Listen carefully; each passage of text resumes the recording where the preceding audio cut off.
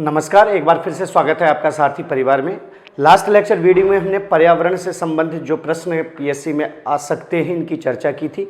एक पोर्शन पर्यावरण का हमने कंप्लीट किया था जिसमें हमने पर्यावरण और पर्यावरण के जो घटक हैं, जिसमें आपने देखा था कि भाई स्थल मंडल, जल मंडल, वायुमंडल, जैव मंडल, और फिर पोषण के आधार पर जीवों का वर्गीकरण देखा था। पोषण स्तर प्रथम, पोषण स्तर द्वितीय, तृतीय, चतुर्थ, इस तरीके से हमने चीज़ों को देख लिया था और समझ लिया था।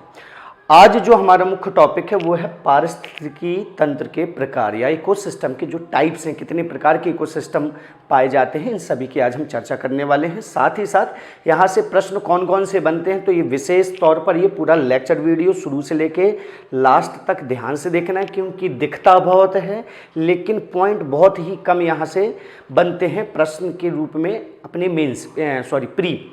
ठीक है, तो शुरुआत करते हैं सबसे पहले कि पारिस्थितिकी तंत्र कितने प्रकार के होते हैं। इससे पहले एक बार चर्चा कर लें हम। लास्ट लेक्चर वीडियो में हमने देखा था कि पारिस्थितिकी तंत्र क्या होता है, तो वहाँ पर हमने जाना था कि पारिस्थितिकी तंत्र या इकोसिस्टम प्रकृति की आधारभूत इकाई है। ठीक है, जहाँ पर हम जैविक व अजैविक घटकों के मध्य जटिल क्रियाओं का क्या करते हैं, अध्ययन करते हैं। ठीक है, यही परिभाषा हमने लास्ट लेक्चर वीडियो में देखी थी इकोसिस्टम की। इकोसिस्टम शब्द का सबसे पहले प्रयोग किया था किसने, 1935 में मैं बता चुका हूं, ए टॉन्सले ने। किसने किया था, ए टॉन्सले ने। ठीक है, तो अब हम देखेंगे इसके प्रकार। तो पारिस्थितिकी तंत्र को मुख्यतः दो भागों में बांटा गया है। पहला आता है आपका प्राकृतिक पारितंत्र और दूसरा आता है आपका कृत्रिम या जिसको कहते हैं हम मानव निर्मित पारितंत्र। ठीक है, प्रकृति द्वारा प्रदत्त जो पारितंत्र होगा वो क्या हो जाएगा, आपका प्राकृतिक पारितंत्र हो जाएगा, जिसमें भाई मानव का हस्तक्षेप नहीं होगा। एग्जाम्पल के तौर पर अगर हम देख लें तो जैसे कि जंगल हुए, घास के मैदान हुए, नदियां हुए, तालाब में जो इकोसिस्टम है, ये सभी क्या हो जाएंगे, आपके प्राकृतिक पारितंत्र के अंतर्गत आ जाएंगे। जबकि कृत्रिम, ठीक है, आर्टिफिशियल इकोसिस्टम के बीच में क्या आ जाएंगे कि जो मानव के द्वारा पार्क बनाए जाते हैं, बगीचे बनाए जाते हैं, कृत्रिम झीलें बनाई जाती हैं, कृत्रिम तालाब बनाए जाते हैं। तो इन सभी को कैटेगराइज किया गया है किसके अंतर्गत, कृत्रिम मानव निर्मित पारितंत्र के अंतर्गत। ठीक है, तो सबसे पहले मुख्य ये दो मोटे मोटे भाग हैं। पहला हो जाता है आपका प्राकृतिक पारितंत्र, दूसरा हो जाता है आपका कृत्रिम पारितंत्र। अब यहां से प्रश्न नहीं बनते, अगर एक प्रश्न बनेगा तो इस प्रकार से बन सकता है कि निम्नलिखित में से कौन सा मानव निर्मित पारितंत्र का उदाहरण है। ऑप्शन में इस प्रकार से आ जाएंगे आपके जंगल, घास के मैदान, नदियां, और एक ऑप्शन यहां से आप यानी एग्जाम में पूछ लिया जाएगा पार्क या बगीचे वगैरह। ठीक है, तो आपको डिफरेंशिएट करते आना चाहिए कि भाई मानव निर्मित पारितंत्र कौन सा है और इसके बाद प्राकृतिक पारितंत्र कौन सा है। क्लियर है। प्राकृतिक पारितंत्र को बांटा गया है दो भागों में। चूंकि पारितंत्र या इकोसिस्टम स्थल में भी, स्थल मंडल में भी पाया जा रहा है, तो उसको कैटेगराइज कर देंगे हम स्थलीय पारितंत्र में।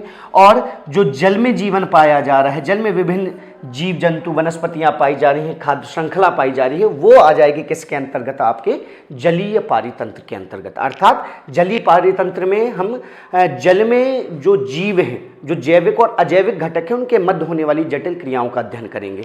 जबकि स्थलीय पारितंत्र में हम क्या करेंगे कि स्थल पर जो जैविक और अजैविक घटकों के मध्य जटिल क्रियाएं हो रही हैं, इसका अध्ययन करते हैं। क्लियर है। तो दो भाग बांट दिए हमने प्राकृतिक पारितंत्र के, एक हो गया स्थलीय पारितंत्र, दूसरा हो गया जलीय पारितंत्र। ठीक है, फिर स्थलीय पारितंत्र को कितने भागों में बांटा गया है आइए देखते हैं, और उसके बाद जलीय पारितंत्र को कितने भागों में बांटा गया है। ठीक है, सबसे पहले अगर हम बात करें स्थलीय पारितंत्र को, तो स्थलीय पारितंत्र को मुख्यतः तीन भागों में बांटा गया है। आप देख सकते हैं, वन, जिनको इंग्लिश में हम फॉरेस्ट कहते हैं, दूसरा घास के मैदान, और तीसरा हो जाएगा आपका मरुस्थल।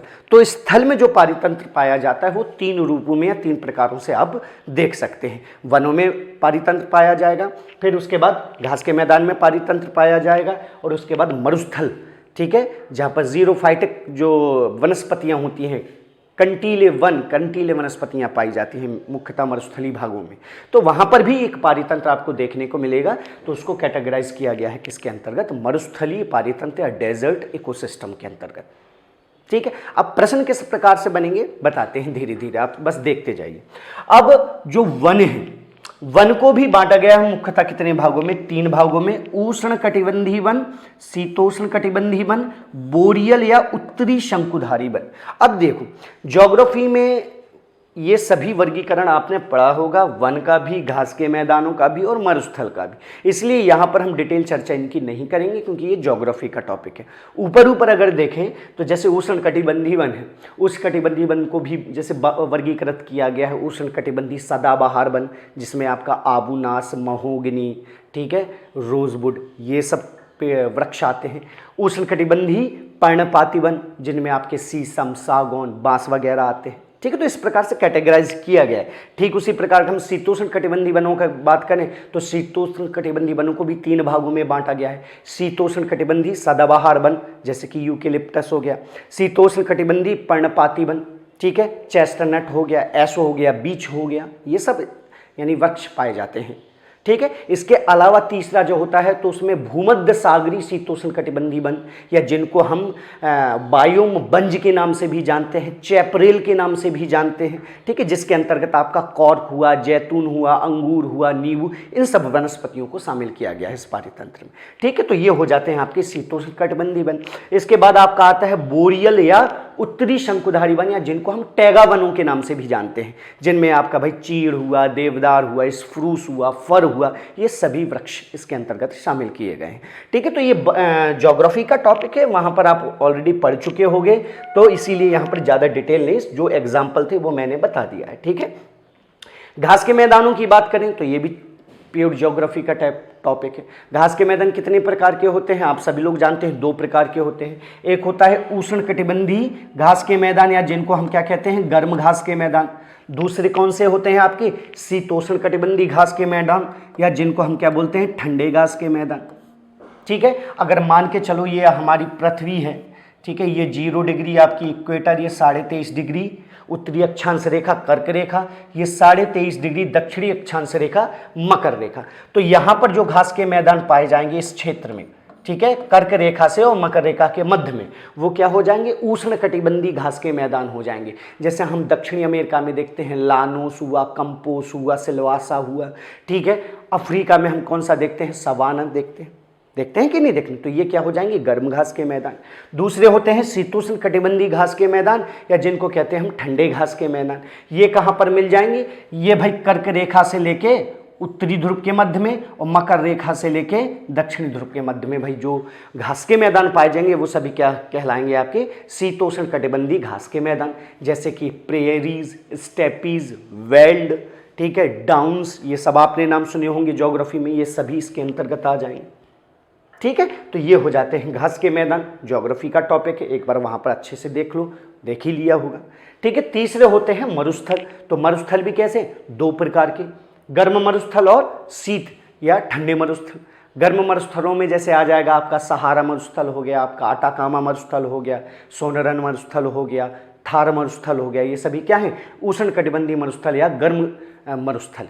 जबकि शीतोष्ण मरुस्थलों में कौन सा आ जाएगा, जैसे मंगोलिया में गोबी मरुस्थल मिल जाएगा, आपको मिल जाएगा कि नहीं, चीन में आपको तकला मकान मिल जाएगा, ठीक है। तो ये सभी किसके अंतर्गत आ जाएंगे, शीत मरुस्थल के अंतर्गत आ जाएंगे। तो जो स्थलीय पारितंत्र है वो मुख्यतः आपका ज्योग्राफी का टॉपिक है। ऊपर ऊपर की चीज़ें मैंने बता दी हैं, ज्योग्राफी में आप इसको डिटेल में पढ़ चुके होंगे, ठीक। मुख्य जो ज्योग्राफी में नहीं मिलेगा वो है आपका स्थलीय जलीय पारितंत्र, ठीक है। और जलीय पारितंत्र से प्रश्न बनने की संभावना प्रबल है, इसलिए इसको थोड़ा सा अच्छे से हमको याद रखना है, ठीक है। जलीय पारितंत्र एक्वाटिक इकोसिस्टम को बांटा गया है 3 भागों में। पहला है आपका भाई स्वच्छ जल, या जिसको हम कहते हैं अलवणीय जल, इंग्लिश में इसको हम क्या कहते हैं, हम फ्रेश वाटर। क्यों बोलते हैं फ्रेश वाटर, चर्चा कर रहे हैं। दूसरा होता है लवण या सागरीय पारितंत्र, मैराइन इकोसिस्टम, ठीक है। और तीसरा होता है संक्रमणकालीन पारितंत्र या ट्रांजिशनल इकोसिस्टम। तो जलीय पारितंत्र को 3 भागों में हमने बांट दिया, ठीक है। सबसे पहला आता है आपका कौन सा, स्वच्छ जल या अलवणीय जल या फ्रेश वाटर, ठीक है। यहां से पीएससी 2016 में संभवतः प्रश्न पूछ चुका है कि निम्नलिखित में से स्थिर जल का उदाहरण कौन सा है, ठीक है। इस प्रकार से प्रश्न पूछा गया था, ठीक है। तो याद रखें अलवणीय जल या स्वच्छ जल किसको कहेंगे, तो ऐसा जल, कोई इसका एक मापदंड तो होगा, तो वो मापदंड बता रहा हूं मैं कि ऐसा जल जिसमें लवण की मात्रा, लवण जो साल्ट होते हैं जिससे खारापन आता है, लवण की मात्रा लेस देन 0.5 पीपीटी हो, पीपीटी पार्ट्स पर ट्रिलियन। ठीक है, अगर लवण की मात्रा पानी में 0.5 पीपीटी से अधिक ना हो या इससे कम हो तो ऐसे जल को कहेंगे हम कैसा, अलवणीय स्वच्छ जल या फ्रेश वाटर। ठीक है, और ऐसा जल जिसमें भाई क्या हो जाएगा, लवण की मात्रा 0.5 पीपीटी से अधिक, और अच्छा एग्जैक्ट बताएं तो आपको याद रखना है ग्रेटर देन 35 पीपीटी। अगर लवण की मात्रा ग्रेटर देन 35 पीपीटी है तो मान के चलिए वो पानी कैसा होगा, सागरीय पारितंत्र या लवणीय पानी होता, खारा पानी होगा। क्लियर है? तो ये हो जाते हैं दो आधार मुख्यतः कि भाई अलवणीय स्वच्छ जल किसको बोलेंगे, जिसमें भाई लवण की मात्रा 0.5 पीपीटी से कम हो। इनको बांटा गया है दो भागों में, स्थिर या रुका हुआ जल और दूसरा बहता हुआ जल। अब दोनों का एक इंग्लिश नाम भी है, क्योंकि यहाँ पर जो प्रजातियां पाई जाएंगी, यहाँ पर जो जीव जंतु पाए जाएंगे, उनको एक विशेष समुदाय में रखा गया है। उस समुदाय का आपको नाम याद रखना है, एग्जाम में पूछने की प्रबल संभावना बनती है। ठीक है, तो स्थिर जल या रुके हुए जल में जो समुदाय पाए जाते हैं इनको बोलते हैं हम लैंटिक समुदाय। कौन सा? लैंटिक। क्लियर है? जबकि बहते हुए जल में जो समुदाय पाया जा रहा है जीव जंतुओं का, उसको कहते हैं हम लोटिक समुदाय। ठीक है, याद रखना, ये पूछा जा सकता है, लैंटिक और लोटिक। तो लैंटिक के अंतर्गत क्या आ जाएगा आपका, स्थिर या रुका हुआ जल। अब स्थिर या रुका हुआ जल आपको कहां पर प्राप्त होगा, तो आप जानते हैं कहां पर भाई, आप देखोगे तो तालाब का पानी, जैसे तालाब हुआ, ठीक है, तालाब के अलावा झील हुई, ठीक है, यहां पर जो पानी होता है वो कैसा होता है, रुका हुआ पानी होता है। ठीक है, तो इसको डालेंगे किसके अंतर्गत, हम स्थिर या रुके हुए जल के अंतर्गत। अब प्रश्न किस प्रकार से बनेगा, तो इस प्रकार से आ सकता है कि निम्नलिखित में से लैंटिक समुदाय के उदाहरण हैं। ऑप्शन में आ जाएगा आपका झरने, नदियां, फिर उसके बाद तालाब, एक आ जाएगा तालाब, चौथा और कुछ भी आ सकता है। ठीक है, तो याद रखेंगे भाई तालाब या झील ये लैंटिक समुदाय के अंतर्गत आ जाएंगे, और जो बहता हुआ जल है आपका, झरने और नदियां, ये किसके अंतर्गत आ जाएंगे, लोटिक समुदाय के अंतर्गत आ जाएंगे। तो आपको इतना याद रखना है, बहुत ही महत्वपूर्ण है। ठीक है, तो क्या याद रख लिया, स्वच्छ जल या अलवणीय जल जिसमें लवण की मात्रा 0.5 पीपीटी से कम हो। इनको बांटा गया है दो भागों में, पहला है आपका स्थिर या रुका हुआ जल या लैंटिक समुदाय जैसे कि तालाब और झीलें, दूसरा भाई बहता हुआ जल जैसे कि लोटिक समुदाय, उदाहरण के तौर पर आपकी नदियां, झरने इत्यादि। इतना ही याद रखना है आपको किसमें, स्वच्छ जल या अलवणीय जल या फ्रेश वाटर में। ठीक है, दूसरा आ जाता है आपका कौन सा, लवणीय जल या सागरीय पारितंत्र। इसको बांटते हैं हम कितने भागों में, 4 भागों में, खुला समुद्र, मूंगे की चट्टानें, बैरियर द्वीप और तटरेखा। इनमें से जो सबसे ज्यादा महत्वपूर्ण है वो आपकी खुला समुद्र के पारितंत्र आ जाएगा, चर्चा कर रहे हैं। और ये 1-2 फैक्ट बस याद रखना है इन दोनों में, मूंगे की चट्टानों में और बैरियर द्वीप में, बाकी तो ये तटरेखा फालतू है।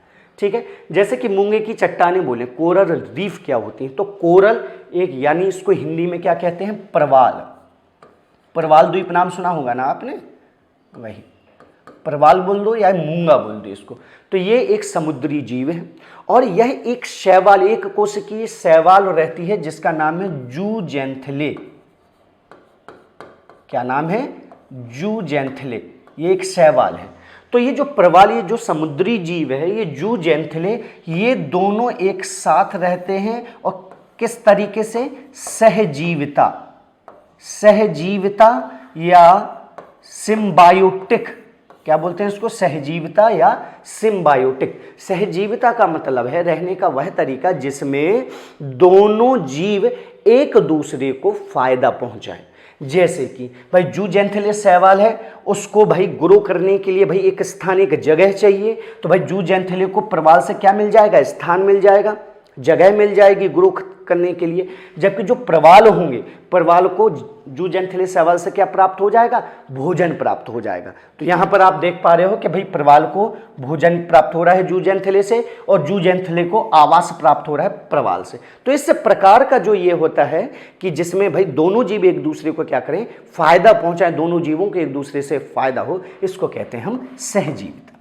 ठीक है, तो प्रवाल नामक जो जंतु होते हैं या जीव होते हैं, समुद्री जीव, तो ये जीव जंतु तरीके से सहजीवता में रहते हैं और ये लाखों करोड़ों की संख्या में ये ग्रोथ करते हैं, मर जाते हैं, फिर ग्रोथ करेंगे, फिर मर जाएंगे और इस प्रकार हो क्या जाएगा, ये एक बड़ी बड़ी ये चट्टानों का निर्माण कर लेते हैं। क्यों? क्योंकि जो प्रवाल है, प्रवालों का जो बाह्य कवच है, चूंकि ये समुद्री जीव है, किससे बनेगा? कैल्शियम कार्बोनेट से, और कैल्शियम कार्बोनेट एक तरीके से चूना मान लो, ठोस होता है। तो इस प्रकार ये जीव क्या हो जाते हैं, मान लो ये सागर है, तो यहाँ पर मान लो ये जीव लाखों करोड़ों की संख्या में यहाँ पर एकत्रित हुए। अब ये क्या हो जाएंगे, ये जीव मर जाएंगे, नेक्स्ट जीव इन्हीं के ऊपर क्या हो जाएंगे, ग्रोथ कर लेंगे। इस प्रकार ये कई वर्षों तक प्रक्रिया चलती रहेगी, नए नए जीवों की उत्पत्ति होगी। तो पानी के बाहर आप देख पा रहे हो इस प्रकार से ये चट्टान के रूप में निकल के उभर के आते हैं। इन्हीं को कहते हैं हम मूंगा चट्टाने या प्रवाल द्वीप। जैसे कि लक्षद्वीप जो हमारा है भारत में, तो ये क्या है, मूंगे चट्टाने या प्रवाल द्वीप का उदाहरण। ठीक है, तो इतना आपको याद रखना है किसमें, मूंगे की चट्टान।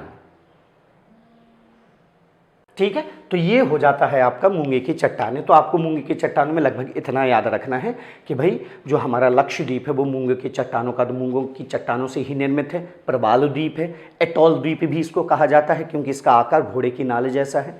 ठीक है, और वास्तविकता में मूंगे की चट्टानें होती क्या है, तो ये प्रवाल जो जीव होते हैं इन्हीं का समूह होता है। ठीक है, तो इतना याद रखना है मूंगे की चट्टानों में।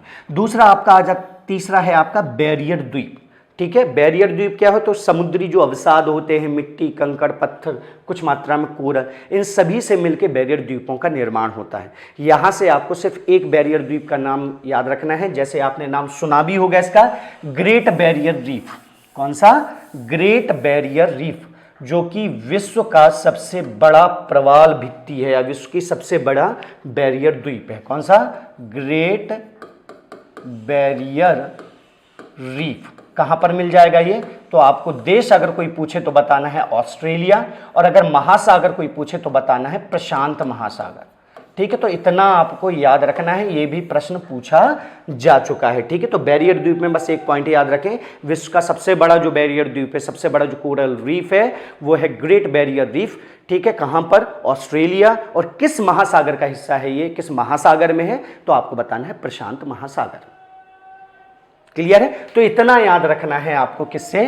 बैरियर द्वीप से। ठीक है, तटरेखा से, भाई तटरेखा में वही है जो तटरेखा के समीप क्या रहते हैं, भाई किनारों पर जो जीव पाए जाते हैं, तो उन्हीं को रखते हैं किसके अंतर्गत? तटरेखा के अंतर्गत। ठीक है, महत्वपूर्ण नहीं है, एग्जाम में आता नहीं। खुला समुद्र देख लो, यहां से प्रश्न बनते हैं।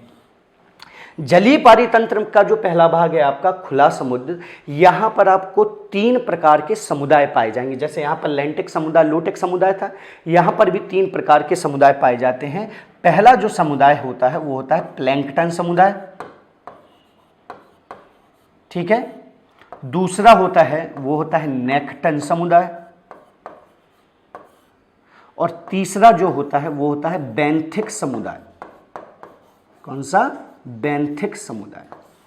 ठीक है, तो जलीय पारितंत्र में आपको 3 समुदाय देखने को मिलेंगे, प्लैंकटन, नेक्टन और बेंथिक। अब इसका प्रश्न भी इस प्रकार से बन सकता है कि नेक्टन समुदाय निम्नलिखित में से किस पारितंत्र का हिस्सा है? स्थलीय, जलीय, घास, फलाना, ढिमाका। तो आपको चूज कर लेना है कौन सा जलीय पारितंत्र का ये हिस्सा है। ठीक, सबसे पहले निम्न पोषण स्तर पर अगर हम देखें, सबसे पहले अगर, क्योंकि भाई स्थल में जैसे खाद्य श्रृंखला चलती है वैसी ही श्रृंखला कहां पर चलेगी भाई, जलीय पारितंत्र में भी चलेगी। तो सबसे निम्न पोषण स्तर पर या पोषण स्तर प्रथम पर या फर्स्ट ट्रॉपिक लेवल पे यहां भी क्या हो जाएंगी, समुद्री पेड़ पौधे हो जाएंगे। अर्थात भाई छोटे छोटे जो पौधे हैं, छोटे छोटे जो शैवाल हैं, वो आ जाएंगे सबसे निम्न पोषण स्तर पे, जिनको भाई हम कैटेगराइज करते हैं किस समुदाय के अंतर्गत? प्लैंकटन समुदाय। प्लैंकटन समुदाय में भी 2 भाग डिवाइड किए गए हैं। पहला है फाइटोप्लैंकटन और दूसरा है जूप्लैंकटन।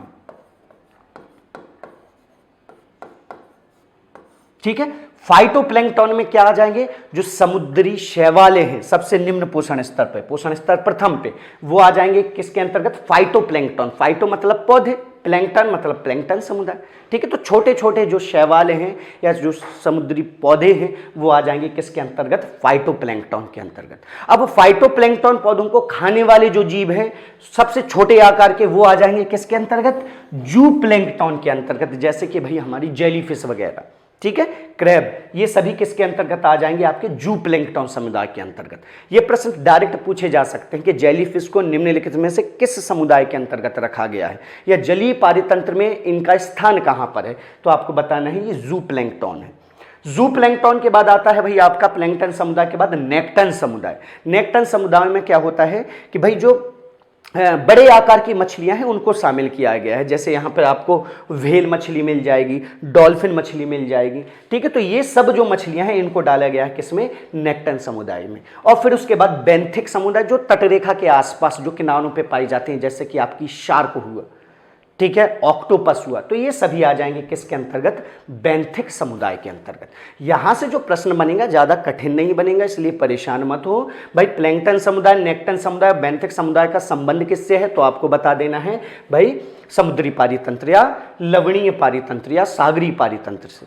दूसरा प्रश्न बन सकता है कि भाई समुद्री शैवालों को किस समुदाय के अंतर्गत व्यवस्थित किया गया है, तो प्लैंक्टन समुदाय को।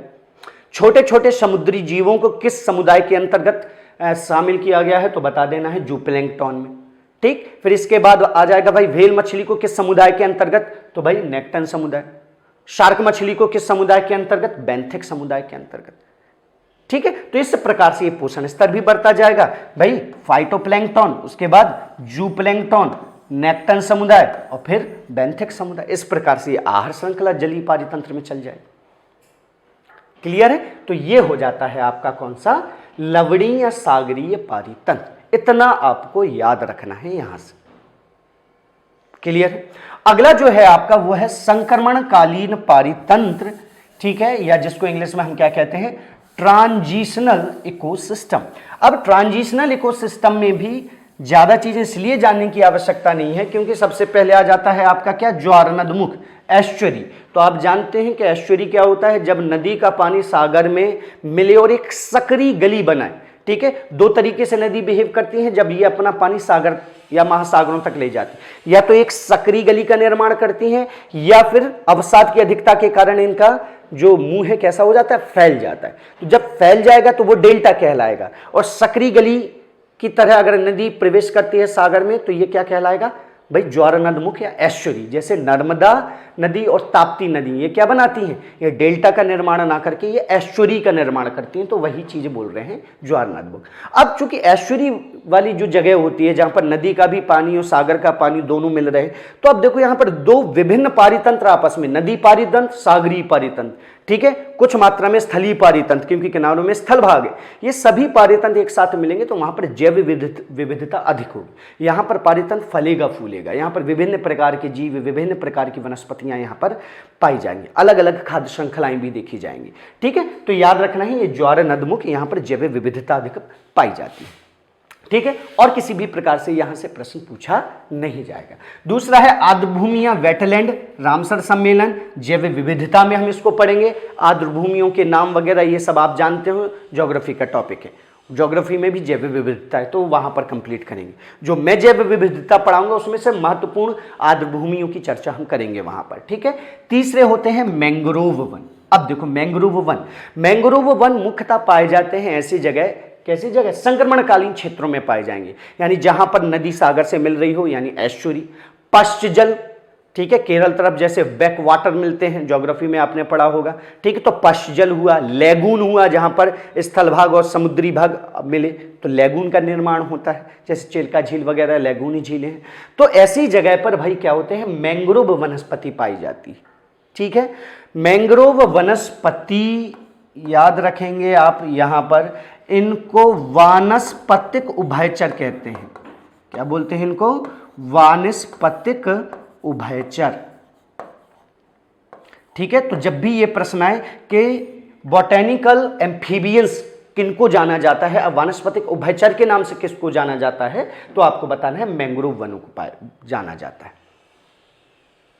ठीक, याद रखेंगे भाई, मैंग्रोव जो वनस्पतियां होती हैं वो लवणीय जल को सहन करने की उनमें अखंड क्षमता पाई जाती है, इसलिए अधिकता यहाँ देखोगे आप ऐसे मैराइन वाटर में ये आपको देखने के मिलेंगे मैंग्रोव वनस्पतियां। अभी आगे की स्लाइड में भाई इसका चित्र भी आप देख लेना।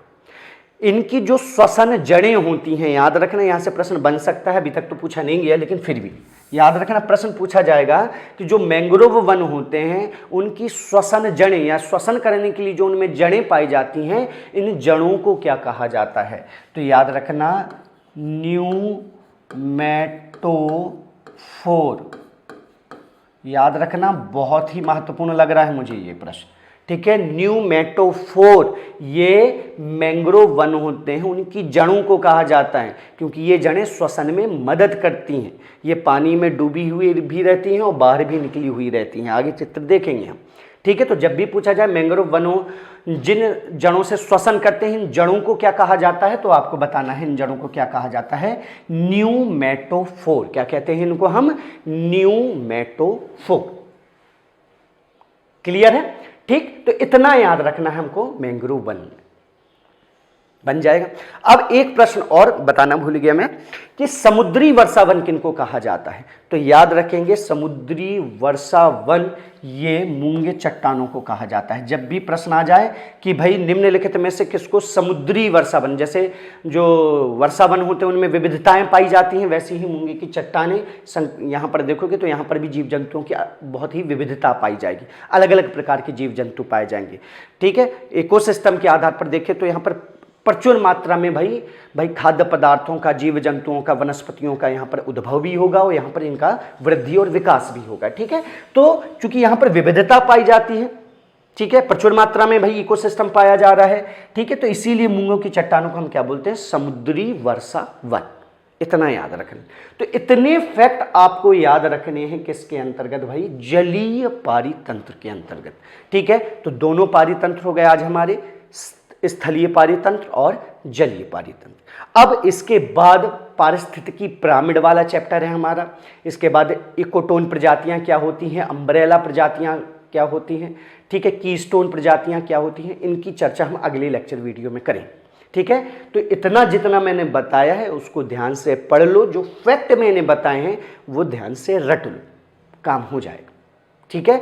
अगर वीडियो समझ में ना आए तो भाई दोबारा देखो इसको, लेकिन देखो जरूर और अच्छे से पढ़ो, क्योंकि ये जो फैक्ट बताएं, क्योंकि ऐसे एनवायरनमेंट में, इकोसिस्टम में बहुत सी चीजें हैं पढ़ने लायक, लेकिन भाई पीएससी वहां से प्रश्न पूछता ही नहीं। पीएससी जहां से प्रश्न पूछेगा बस हमको वहां पे थोड़ा सा कॉन्सेंट्रेट करना है। ऐसे ही प्रश्न पूछे जाते हैं, कोई ज्यादा कठिन नहीं पूछे जाते हैं। वही प्रश्न जो आप बार बार पढ़ते हो वही पूछ लिया जाता है, इतना डीप में भी नहीं पूछा जाता। और एक आध दो प्रश्न डीप में आ जाएंगे तो वो तो वैसे भी किसी से नहीं बनने वाले, तो उसमें भाई तुक्के मार देंगे अपन। ऑप्शन सी जिंदाबाद, है कि नहीं? तो ठीक है, तो इतना आपको याद रख लेना है आपका जलीय पारितंत्र में, ठीक है। तो आज की स्लाइड में हमने क्या पढ़ लिया? स्थलीय पारितंत्र देख लिया और जलीय पारितंत्र देख लिया। अगले लेक्चर वीडियो में हम बाकी की चीज़ों को, जिनमें पारिस्थितिकी पिरामिड, कीस्टोन प्रजातियां, अम्ब्रेला प्रजातियां, इनकी भी बाकी हम चर्चा कर लेंगे, ठीक है। तो पढ़ते रहिए, मुस्कुराते रहिए, और अब एग्जाम है पास में तो थोड़ा सा फास्ट रिवीजन कीजिए भाई। अगर आपको ऐसा लगे वीडियो थोड़ा स्लो हो रहा है स्पीड में, तो उसकी स्पीड बढ़ा लीजिएगा ताकि भाई आप जल्दी जल्दी इसको कवर कर सकें। क्लियर है? तो चलिए, बहुत बहुत धन्यवाद।